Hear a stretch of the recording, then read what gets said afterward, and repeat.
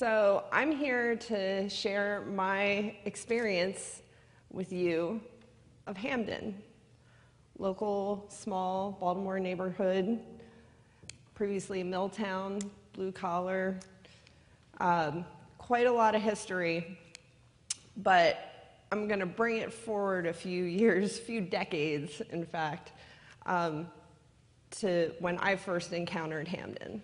The first slide you're going to see is a picture of my husband winning the Mr. Natty Boh Mustache Contest, which he is here today to support me. Hi, hon. And, oh, boom, there we go. So, my first encounter with Hampden was Hunfest. And as many locals know, Hunfest isn't necessarily the ideal impression that we want to give of Hampden and Baltimore, although it is part of our history. Hampden speaks to a part of that neighborhood's history with the classic cars, the beehive hairdos, the cat-eye sunglasses, and all of that.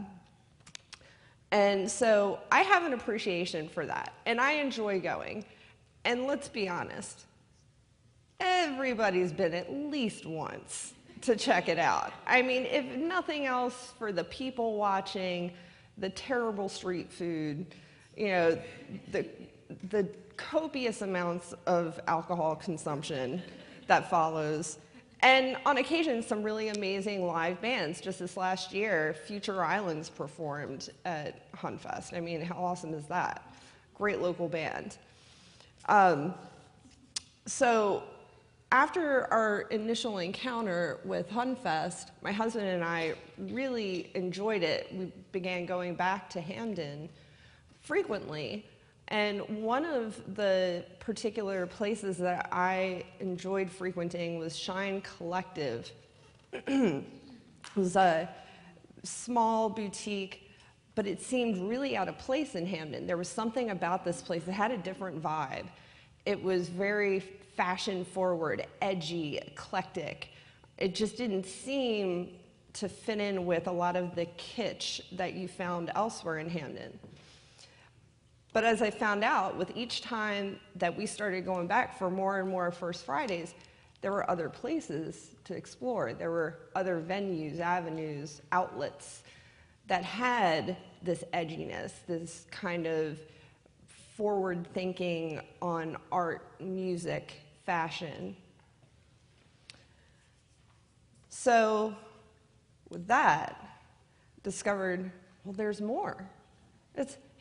Hampden's not just Hunfest. There's a lot more to Hampden, as I was slowly finding out. And I was really drawn to Hampden as a neighborhood, as a community. And I asked myself, I still ask myself, why? You know, it's not really anything, you know, super special. I mean, yeah, it's a cute little neighborhood, but there was something else that I saw in the people that worked and lived in that neighborhood. There was a creative vibe that was just emanating, that it was vibrational. I could feel it. Every time I went into one of my favorite stores, or, you know, one of the galleries, or one of our favorite restaurants just to hang out, I felt permeated by this feeling. And I can only explain it as inspiration. I can only describe that feeling as being inspired. Because I'm an artist myself. I went to school for painting. I graduated from Towson in 2010. Not Micah, sorry to disappoint, but Towson. Towson has a great arts program. And so after graduating, I began making more of my own work. And I found that those visits to Hampden, those frequent trips to Hampden, kept me inspired, constantly gave me ideas, made me want to continually push myself to keep making new work, try new things, you know, explore other materials that I was painting with. And the thing that blew my mind about Hampden, if there was a way that you could take all the creativity, all the fashion, the music, the art, all the artistic natures of Hampden, if there was a way to measure it per square foot, and then all the neighborhoods in Baltimore were ranked based upon those measurements that ranked, Hampden would be one of the top ranking neighborhoods in Baltimore for the amount of creativity per square foot. Because you can't throw a stone without hitting some place that has artwork on the walls, local designers and clothes makers, jewelry designers in the space. And granted, I understand that there are a lot of other communities here in Baltimore that are known for being the arts district or an art, a primary art space. But Hampden has a lot more than just art. It's all encompassing. You can find just about anything in Hampden. And like I said, it was an unsuspecting, very kind of off-the-wall place to see the start of an art scene. But I did. I saw it there in Shine. And down the road, I saw it at 16 Ton. And then I saw it at Double Dutch. And then, the next thing you know, there's this kind of organic creative growth that's beginning to happen in the community. More and more artists are coming into Hampden because they realize, oh, there's a gallery there now. There's 788. There's this show coming up. Maybe I should submit my artwork. So we're bringing artists from the central parts of the city out into Hampden to show their work.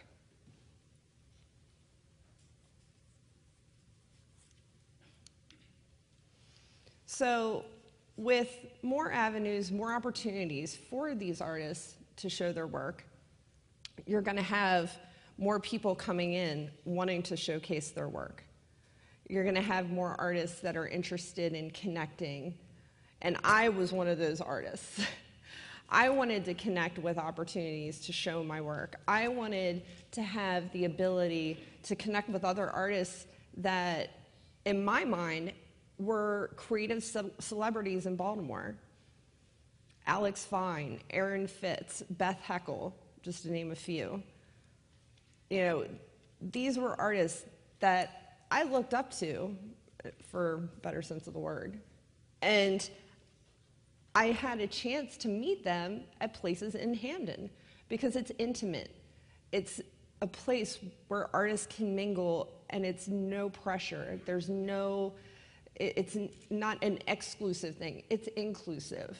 It's okay to come and hang out and like, oh, that's the artist over there. Well, let me go say hi and maybe we can have a conversation about each other's artwork. And that happened a lot for me. And because that happened, my own artwork was able to evolve. I started doing things that I never would have thought of if I hadn't have talked, hadn't had a great conversation with Erin Fitz, about portraiture and her command of light and shadow.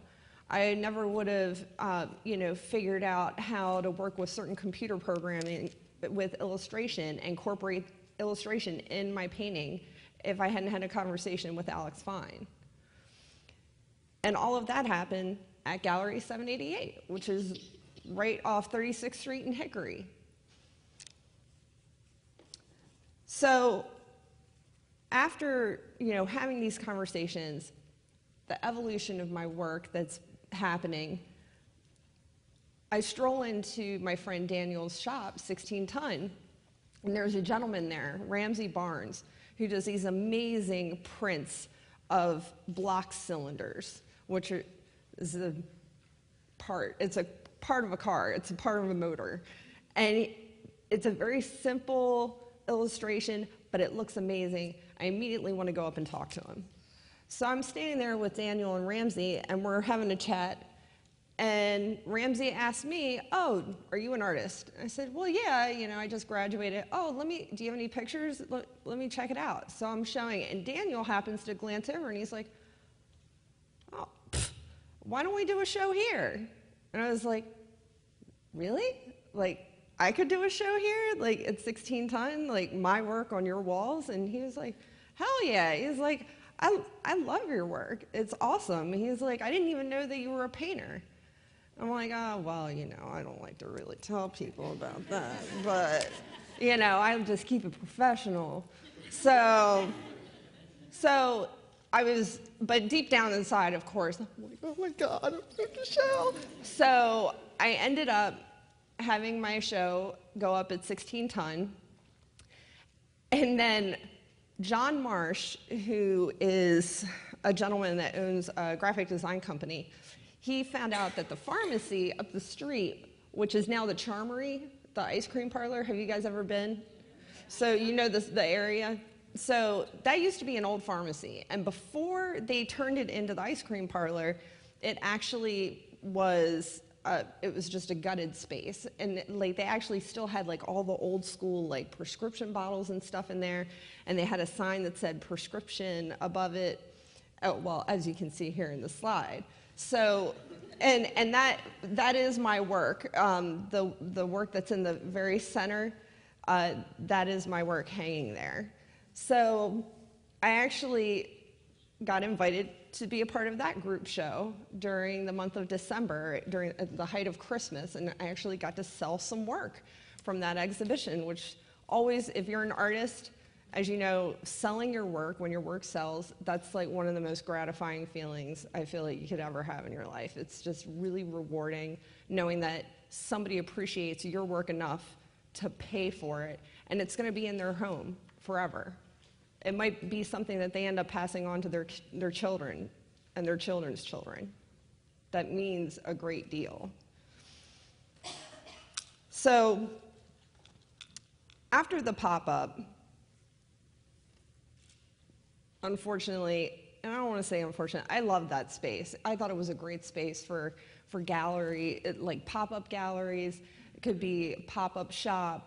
There was so much potential. However, the Charmery bought it, and it is now the Charmery Ice Cream Parlor, and they are having great success. It's locally owned, amazing ice cream flavors, by the way. If you haven't had a chance, definitely try out the chai.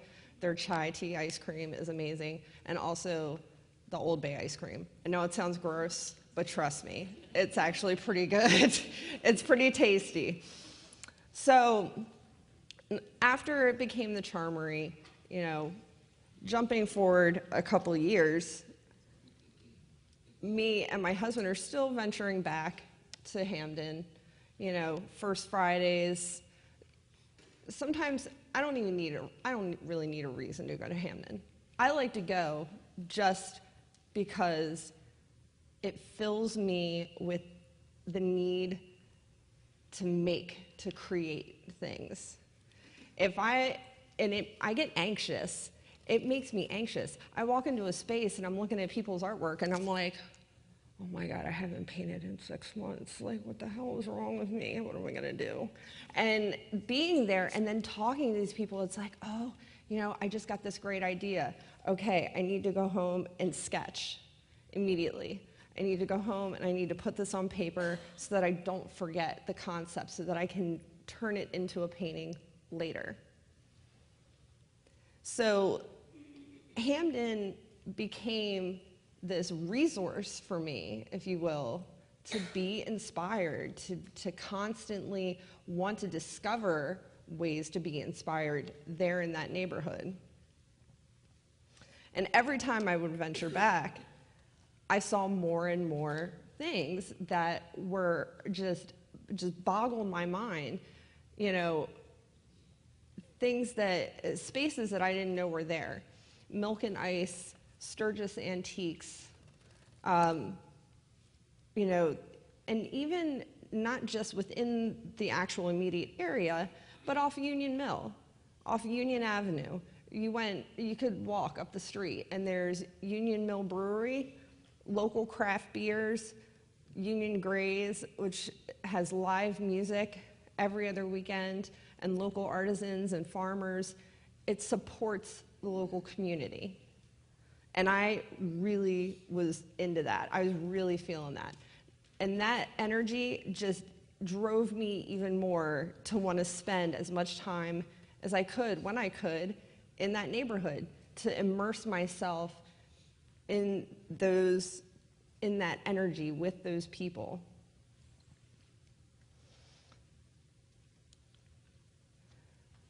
So because of that, Hampden inspired me to go on, to continue on this creative path that I had started, and more aggressively than before. Not just with my artwork, but with my career. I'd like to think that being the director of RAW Baltimore, working and event managing with Creative Alliance, those things may not have happened had I not been so inspired or so driven by the people that I had met in Hampden. Hampden has been an amazing journey for me. It's been years, and I'm still discovering new places. There's Bazaar, Milk and Ice, Atomic Books, Double Dutch, 16 Tons, all of these places. You know, there's so many others that are in these little nooks and crannies, these avenues. There's Food Market, which is like some of the most amazing food you'll ever eat. And it's like farm-to-table eating. Their mixologist makes the most amazing drinks I've ever tasted in my life. So having these explorations, going into these various places, it still continues to inspire me. It still continues to spur my own creative growth. All the while, I'm watching Hampden grow. You know, these new places, these new vendors and new store owners coming in and cropping up. Now, I'm gonna veer off a little, get a little personal here for a second. Bazaar is a oddities type of store. I don't know if you know what that means, but basically they have taxidermy animals, they have old vintage medical tools, and various interesting odds and ends, hence oddities.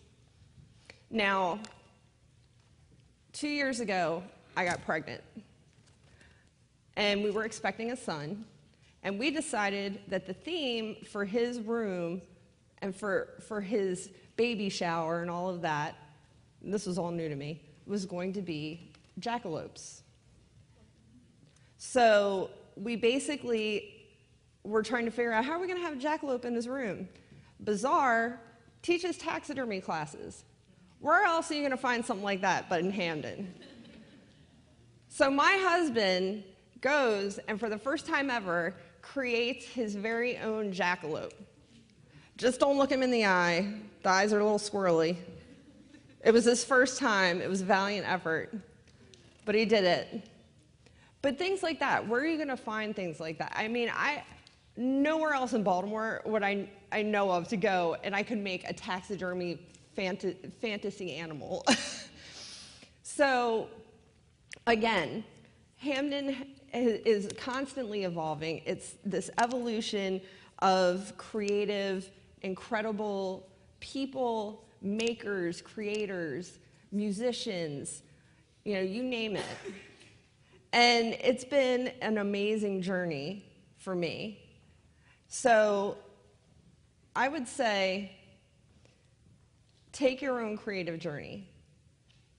Take the opportunity whenever you can, whether it's in Hampden and you want to make your own discoveries in Hampden, or you find another neighborhood and that becomes your Hampden.